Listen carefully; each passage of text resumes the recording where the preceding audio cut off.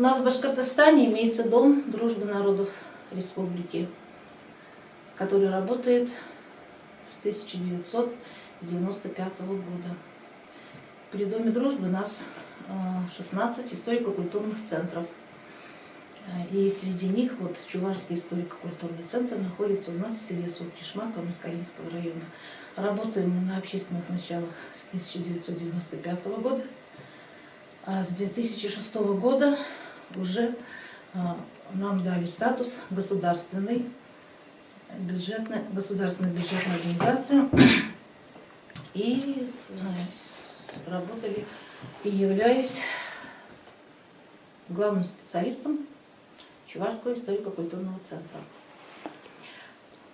И зовут меня Матвеева Светлана Семеновна. Ну, занимаемся чем? В основном занимаемся сохранением истории чувашского народа, культуры, обрядов. Собираем чувашские народные фольклорные песни, стараемся сохранить язык. Детский чувашский фольклорный ансамбль.